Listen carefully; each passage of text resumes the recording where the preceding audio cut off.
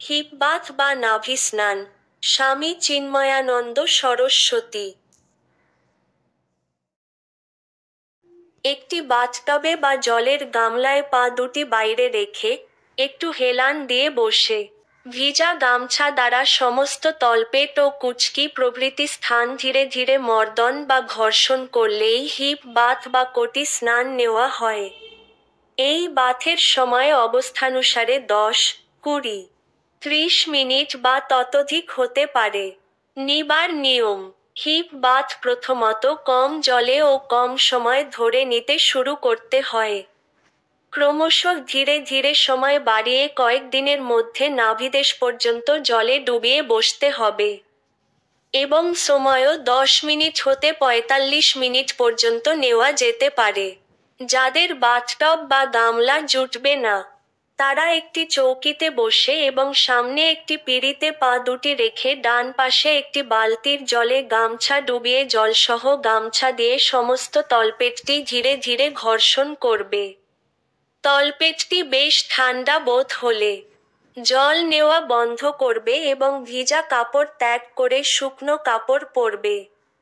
যাদের বাথটব বা গামলা মিলবে তারা সামনের পিঁড়িতে পা দুটি রেখে গামলা বা টবের জলে একটু হেলান দিয়ে বসে ওইরূপ গামছা দিয়ে সমস্ত তলপেট ধীরে ধীরে ঘর্ষণ সহ ধৌত করবে।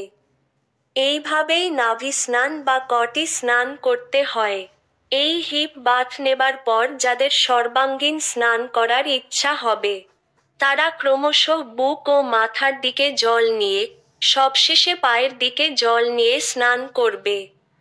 ছোট ছোট ছেলেমেয়েদের পক্ষে এই বাথ 2 মিনিট হতে 5-7 মিনিট বা 10 মিনিট পর্যন্ত দেওয়া যায়।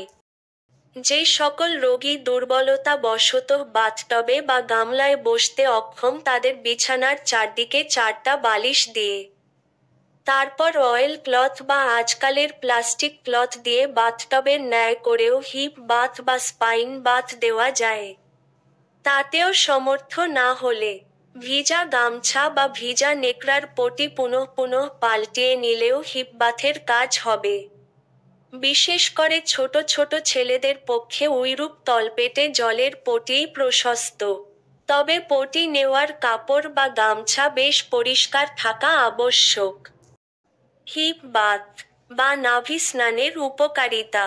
বৈজ্ঞানিক জল চিকিৎসা মতে এই হিপ বাথ সর্বপ্রকার ব্যাধি নিরাময়কারী। এমন কোনো পীড়া নাই, যাতে নাভি স্নানের দরকার হয় নাই। প্রবল জ্বর রোগে তাপ কমাতে বা মাথার যন্ত্রণা কমাতে হিপ বাথ মহোপকারী। কোষ্ঠবদ্ধ রোগে, পেটের যে কোনো প্রকার যন্ত্রণায়, স্ত্রীলোকদের মাসিক স্রাব বন্ধে প্রস্রাবের যন্ত্রণায়, কলেরা প্রভৃতি রোগে প্রস্রাব বন্ধ হলে এবং প্রবল ভেদ বমিতে হিপবাথ মন্ত্রের মতো কাজ করে। সর্বপ্রকার ব্যাধিতেই হিপবাথ মহৌষধ স্বরূপ।